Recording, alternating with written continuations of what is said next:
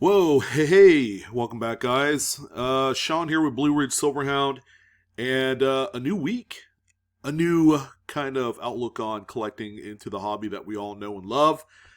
Coins, coins, coins, coins and currency, paper money, and all of the stuff that go jingle jangle in the night and daytime. We're going to talk about it here. Before we get started, we got our live coin Q&A live stream this evening. If you guys are feeling a little brave, you want to hang out with the crew, myself included, along with the rest of the live coin Q&A panel, come join us at the YouTube channel Live Coin Q&A.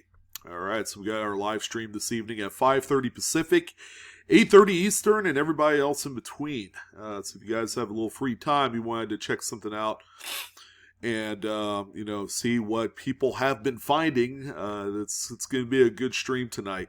Generally, they run about one and a half to 2 hours, somewhere around there. You don't have to stay for the whole thing, of course. But please do pop in and say hi. All right, so PCGS has always been known as being the top tier grading company on the face of the earth, right? You would think that they do things just really about as rock solid and high and tight as you would expect of the top grading company in the world to operate. And I would say for the most part they are. All right, but there is something. All right, there's something that PCGS did. I think the first time I had seen it was about over 10 years ago, maybe about 12 years ago. And it's gonna blow you away. And there's going to be a little bit of conversation here whether or not these are construed as what we call sample slabs or promotional slabs or what have you. For those of you that are not aware, slabs that say sample on them or something else that is unique or different can be worth some money. All right. But yeah, I mean, who would have thought that just good old plastic and a little label would make all the difference in the world, and it's less about the coin. You guys know me by now, all right? It's all about the coin. You buy the coin first, and the grading is kind of like gravy on the proverbial, it was something. The chicken fried steak, of course, is all coin here. Don't worry about the gravy. But, typical graded slabs, generally will have a numerical grade of some sort on there. It'll have the date, it'll have the denomination, like this 1878S Morgan silver dollar. It's a mid-state 64 brilliant uncirculated. Someone had put this in their listing title, but it's the brilliant uncirculated. That is something that kind of has, split the community apart a little bit. I've referred to as the term, quote unquote, brilliant uncirculated as something of a generic terminology for a coin that grades mid-state 60 and up. Mid-state 70, of course, is the highest numerical technical grade that you can achieve on any coin. More times than not, it's going to be on some of your ultra-modern coins because of the technology and the quality that's involved of producing those.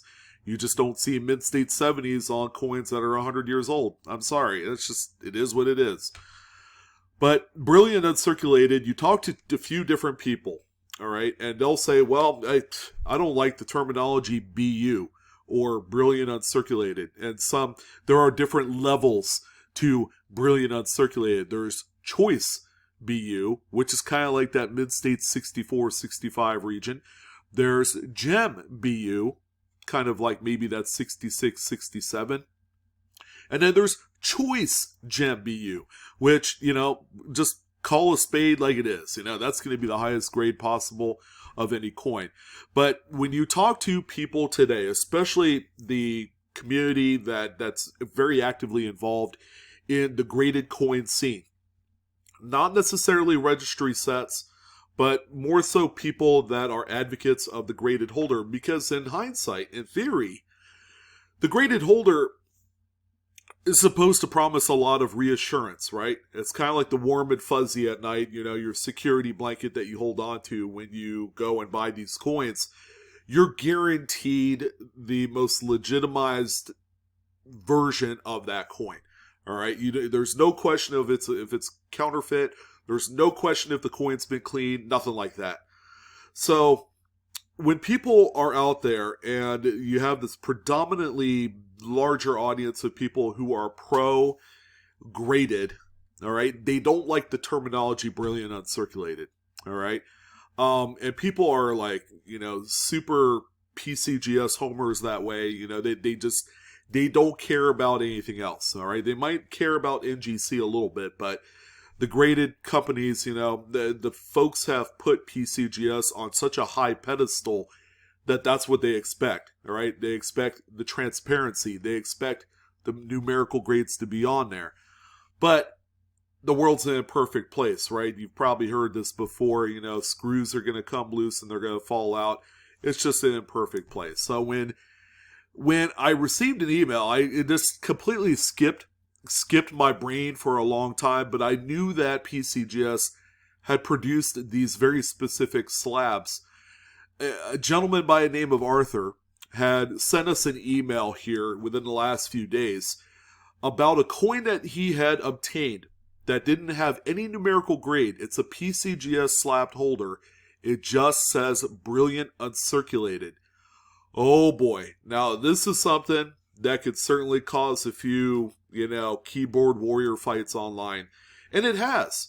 It really has, because they don't like that terminology whatsoever. But now they have like their big, A1 level of graded company coming out here and actually using the words brilliant uncirculated in their slabbed holders. Then you're going to get stuff like this. But what's the reason why that PCGS has done these, what I call rather generic, if not promotional type of slabs, is that they're just that. They're promotional. PCGS has partnered, they've teamed up with various companies to fabricate some of these rather blah kind of slabs, okay? And all they say is brilliant uncirculated. It's like, that's pretty much a foregone conclusion of what you're receiving. There's no guarantee that you're getting a mid-state 61. There's no guarantee that you're getting a mid-state 67. There's just none of that here in play. I mean, take a look at this 2008 Silver Eagle that you see here. Now, take a look and see what it says. Brilliant uncirculated Silver Eagle, distributed by ParadiseMint.com. But it's in a legitimate, true blue PCGS holder. All right, so what is the rhyme or reason of why this exists today? Is that, again, it's merely a partnership, okay? Partnership. That's how these companies make money. They partner with certain vendors, okay? They sign contracts, hey, we're going to do it's either going to be like a length of term type of contract, like we're going to do this for a year, or, another type of contract is we're going to produce 10,000 of these and sell them, and then, maybe we get, part of the profit, or, or part of the sales price as a result.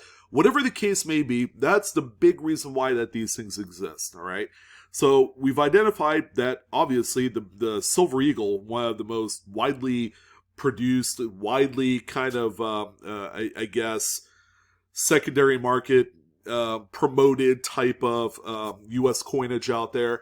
This is kind of like the beacon of what you would normally see in a newspaper, or this is something that you'd see in the back page of a Coin World article. The Silver Eagle is the widely publicized retail version of what the U.S. Mint has to offer. And, when partnered in conjunction with one of the biggest graders out there, this is the big reason why that this exists. So PCGS had done this, the slab with Paradise Mint. It's not the only one on eBay that we've seen. Here's another one right here. 2010 this time. So they've done a number of dates of this particular brilliant uncirculated slab holder. Now, here's kind of like the, I don't know, here's kind of like the conversation and how this can become a little bit uncomfortable.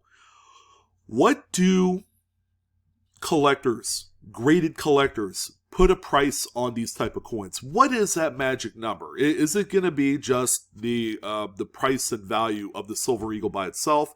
Do they really think that lowly of the term brilliant uncirculated, even though it's in a PCGS holder, that they're really only willing to give a fair shot at the coin of being silver melt value? Okay, not necessarily. People actually covet these things as if it's like the second coming of the most collectible thing this side of Beanie Babies. All right, believe it or not, people actually hold quite a bit of premium on these generic, brilliant uncirculated slab holders. Now, the Silver Eagle is about as generic as you could get, but take a look at this. There are also error coins that have brilliant uncirculated labeled on there as well. Okay, that's kind of a thing. This is actually a waffled $half. That's how they cancel the coins that are either damaged or something to that effect. They'll waffle the coins, and then they'll either resell them or whatever, or they'll go ahead and melt them and then start from scratch. But also take a look at these coins right here. Just a good old run-of-the-mill Morgan dollar, 1921 P, mid-state, brilliant uncirculated. As you can see, not particularly cheap. The coin has one bid with 5 days left at $59.99. There's $5 shipping. I mean, the last time I checked, if you were going to go and walk into a coin shop to look specifically for one of the most highest minted Morgan dollars out there, you're going to find that a 1921 BU, there we go, we're just going to go ahead and say that, ungraded example is going to probably fetch around $30, which is very reasonable. Yet we have this generic PCGS brilliant uncirculated slab right here at $60 plus shipping. All right, and then probably plus tax depending on where you live at.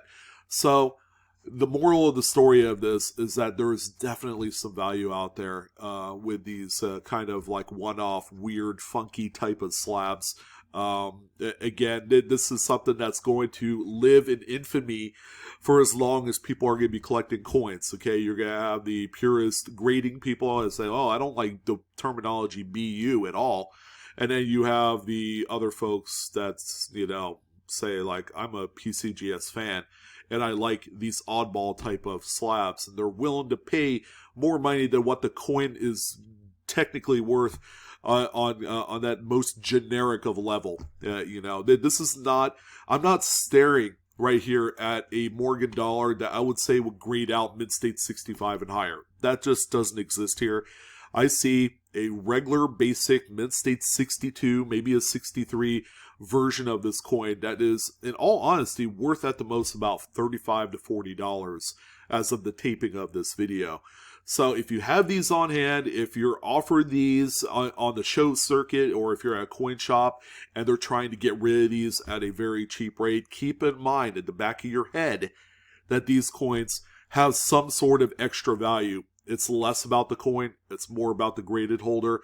There's some arbitrage opportunity here that is apparent that, at first glance and to a lot of people isn't readily known up front. Just incredible. This is so incredible. If you guys want an idea of how much these do sell for, you could always go into the sold items, drill it down a little bit further, and just really, kind of pick and choose some of the BU brilliant uncirculated coins here. Again, it's not a rarity, but at the same time, you don't see a lot of them on the secondary market. Here, $40 for a 2010 Silver Eagle. I mean, the last time I checked, you could walk into a coin shop, get a Silver Eagle for under $30 today, because the price of silver has obviously dropped quite a bit. We're at like $18.88 or something as of today. So you could get it for a little bit cheaper, but, brilliant uncirculated promotional Paradise Mint slab, for $40 is a lot. That's a lot of money for something as basic as that. I mean, here's a 1921 for $60 shipped, not including tax. Again, another brilliant uncirculated thing right here that we're seeing. So, yeah, these are out there. I wanted to bring it to your guys' attention that, alongside the ever-popular sample slab, which is kind of a promotional piece that the graders used to distribute. I don't know if they're still doing that today, but you could pick up a sample slab that will have just a date of a coin on there and a very generic kind of grading assessment. Those do exist out there, and people are paying, depending on what it is. If it's an older generation holder that's a sample on there, they're paying a lot of money for them. Many hundreds of dollars on some occasions, depending on the generation of holder that they're in. So again, another X factor to throw out there to all you graded fans of coins and currency. I am deeply sorry about that if this upsets you. Again, you don't have to get into it to buy it and think that you're winning at any sort of war at all, because these things are about as bottom of the barrel as you could get for desired coins in the secondary market. Me personally, I would stay away from these and actually focus on buying, again, the coin and not the holder. So that's going to go ahead and do it for this one. I'm your host, BlueRidgeSilverhound, also known as Sean. Hopefully we get to see you guys on the live coin Q&A stream this evening. Don't forget about that. Don't forget about us. And don't forget to like, share, and subscribe to my video or this channel if you'd like. You know you're going to have a friend for life if you do. But in any event, you guys take care. Have fun in the hobby. Best of luck in your hunts. And I will see you on the next coin video. So long.